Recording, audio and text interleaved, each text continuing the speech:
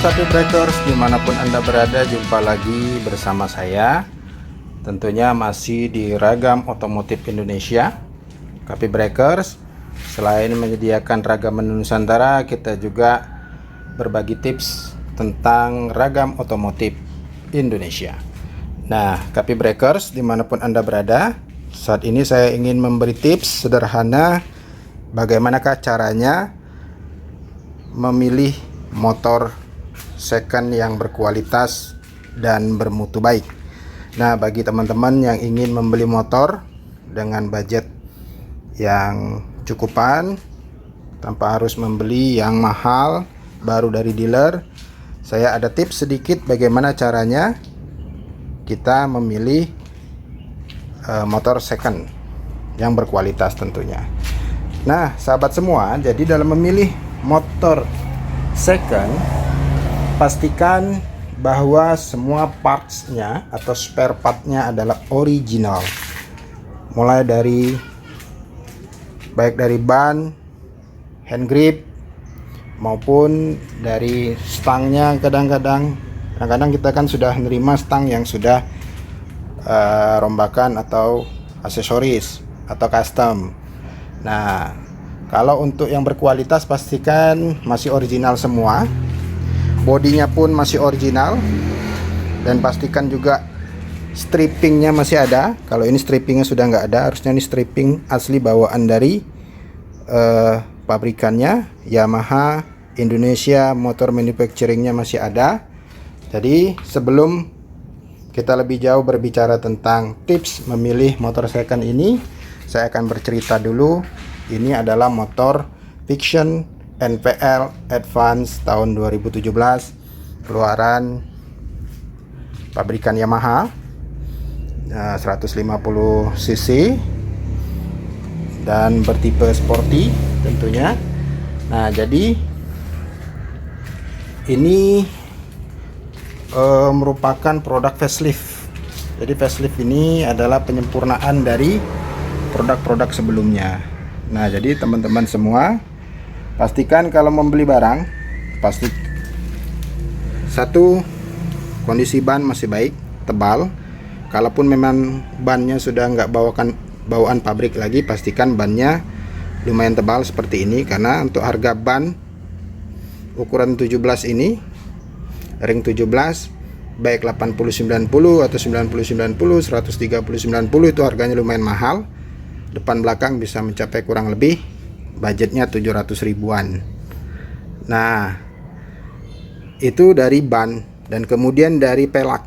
Nah, pelaknya ini pastikan masih bawaan asli dia, jangan sampai yang sudah diganti palangnya bukan palang ini lagi.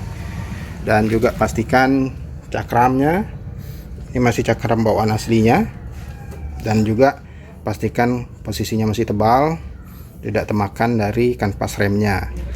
Dan ini bracket. Nah, bracket cakramnya ini juga pastikan masih bawaan asli dari pabrikannya. Nah, untuk tips selanjutnya, tadi kita sudah bicara masalah stripping, parts, dan ini spion pun. Nah, ini adalah spion bawaan asli dari Yamaha-nya itu sendiri. Jadi, nah, pastikan masih bawaan aslinya, master remnya pun masih aslinya. Dan kemudian di speedometer, pastikan di speedometernya semua nyala dan berfungsi sempurna. Nah, ini udah digital fitur, jadi pastikan digitalnya nggak bermasalah. Kalau ini semua angka-angkanya masih terbaca dengan lengkap. Kemudian dari speedonya pun, ampere meternya pun masih terbaca dengan baik, hanya sedikit ada retakan.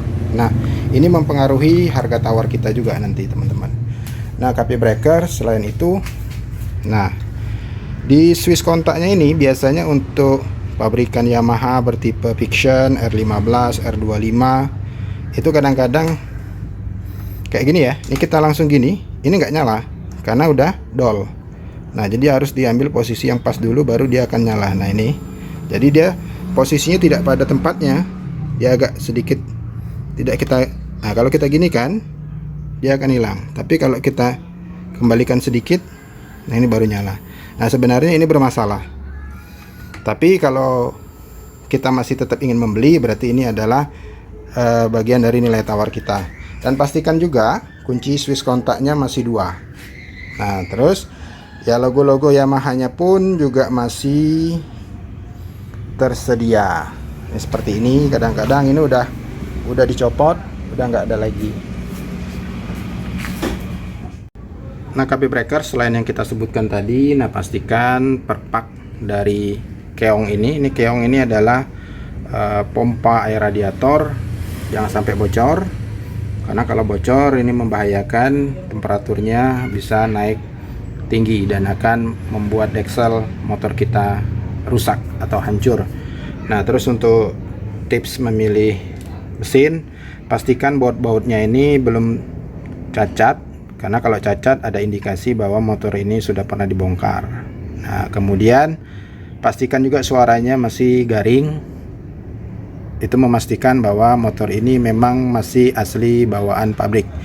Nah, kemudian juga tips selanjutnya adalah memilih gears.